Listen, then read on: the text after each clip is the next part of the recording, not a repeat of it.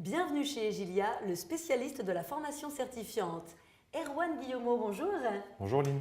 Alors vous êtes ingénieur formateur, expert Cisco depuis la création d'Egilia, c'est bien ça? Tout à fait. Et vous êtes responsable de la filière Cisco. Alors c'est de ça dont on va parler.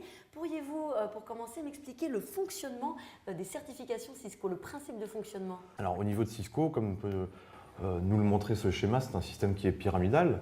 Donc on va retrouver des certifications qui sont les bases au niveau des compétences Cisco. Alors c'est la première plateforme, je dirais, des compétences que l'on a à obtenir lorsque l'on travaille dans le réseau, et c'est donc la certification Cisco CCNA.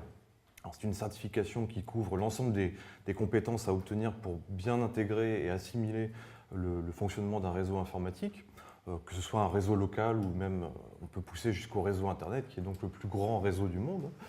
Et donc on va pouvoir travailler sur différentes technologies, et ça donc c'est le CCNA, c'est la première base. La marge supérieure peut être vue de différentes manières. On va retrouver par exemple les certifications CCNP, qui vont être bien plus axées sur le routage et la commutation. Donc ce sont des certifications qui sont plus spécialisantes. On pourra aussi retrouver le CCSP, qui va s'intéresser à tout ce qui est sécurité, le CCVP, qui aujourd'hui s'appelle donc le CCNP Voice, pour tout ce qui concerne les technologies émergentes de voix sur IP, dont on entend beaucoup parler en ce moment. Et puis finalement, le dernier niveau, qui est le CCIE, un niveau expert, et de la même manière, on pourra retrouver différents types de CCIE selon le domaine de compétences dans lequel on souhaite valoriser ces compétences avec un niveau d'expertise. Et quelle est la valeur de ces certifications sur le marché du travail? Alors bien évidemment, ça permet de prouver ses compétences. Les certifications Cisco sont particulièrement difficiles à obtenir. Effectivement, pour la majeure partie des certifications, il va falloir obtenir un score d'environ 85%. Ces certifications sont généralement en anglais. On les passe dans des centres agréés, comme beaucoup de certifications d'éditeurs ou de constructeurs. Et du fait de la difficulté à obtenir ces certifications, eh bien, elles sont particulièrement reconnues sur le marché. Il est vrai qu'un recruteur sera assez regardant au moment de l'embauche entre un profil qui sera certifié et un profil qui sera non certifié. J'aimerais aussi ajouter que les entreprises qui souhaitent elles-mêmes être partenaires, revendeurs ou intégrateurs Cisco ont besoin dans leurs équipes d'un certain nombre de personnels certifiés. Donc nécessairement… Ça vous assure des voilà, participants d'office. quelqu'un qui sera certifié sera nécessairement a priori préféré par rapport à un profil non certifié. Au moment du recrutement, oui, ce sera de la valeur. Et alors quelles sont les méthodes Egilia et les vôtres en particulier pour assurer la réussite des participants? Le taux de réussite national est assez faible, je dois l'avouer, du fait de la difficulté de la certification. Comment rassurer les aspirants? Donc nous mettons en place des méthodes qui sont directement issues de notre propre expérience. Tous les formateurs Cisco déjà sont certifiés. Donc ça nous permet de donner les clés utiles et indispensables à nos participants, déjà pour les préparer. Ça, c'est la première chose. La deuxième chose, c'est que lors de la diffusion du savoir, nous appuyons toujours sur les points qui seront abordés lors de la certification. Et puis, troisièmement, nous avons un système d'entraînement.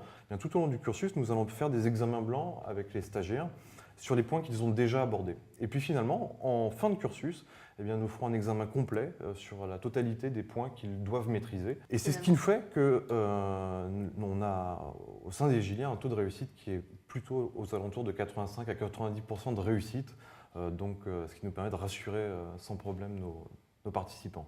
Et alors, ce sont quand même des formations extrêmement techniques. Comment on garde un certain relationnel, une certaine convivialité? La partie pédagogique, comment on la gère? Alors, tout au long de la formation, eh bien, on essaye de toujours calquer le modèle théorique au modèle pratique et de cibler parmi nos participants, comprendre quel est leur vécu actuel ou futur s'ils sont en recherche d'emploi, pour calquer ce que l'on va leur apprendre par rapport à ce qu'ils vont avoir réellement en entreprise. Le but n'étant pas de faire du tout une formation totalement empirique et théorique, nous souhaitons absolument coller à la réalité. Et pour faire ces mises en situation, vous avez un matériel spécifique? Comment ça se passe? Alors on travaille selon deux modèles. On a un modèle qui est un modèle utilisant des simulations et un modèle qui utilise du vrai matériel. Je pense par exemple à des routeurs, à des commutateurs, du matériel par exemple Cisco. Et puis, on a la possibilité, pour bon nombre de technologies, de mettre en place des outils de simulation, qui sont bien souvent des outils de simulation venant du monde des logiciels libres, ce qui va permettre, et là c'est très important et très intéressant pour les participants, de refaire les parties pratiques chez eux. sans aucun investissement pour le participant. Et alors, admettons qu'on soit arrivé au terme de la formation, qu'est-ce qui se passe ensuite? Alors à Egilia, la formation ne se termine jamais le dernier jour. Nous avons donc mis en place un système de coaching qui permet à l'issue de la formation à tous nos participants de pouvoir continuer à consulter leur formateur ou un formateur référent compétent en la matière. C'est ce qui va permettre de deux choses l'une, aux participants de pouvoir continuer à réviser sa certification s'il ne l'a pas déjà passée. Donc s'il y a des points encore obscurs pour lui, de pouvoir continuer à nous poser des questions.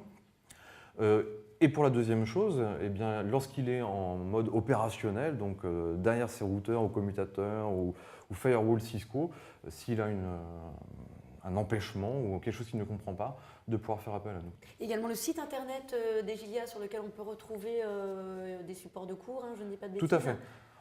À Egilia, on a une politique d'ouverture qui est très claire, hein. C'est qu'un participant qui vient suivre des cours chez nous aura accès à une plateforme qui lui est dédiée, qu'on appelle Smart Center, a accès en réalité à tous les supports de cours d'Egilia, quels qu'ils soient. Merci beaucoup Erwan. Merci à vous de nous avoir suivis. Retrouvez toutes les formations Egilia proches de chez vous, en France, en Suisse et en Belgique. Egilia. Faire de vos succès notre réussite.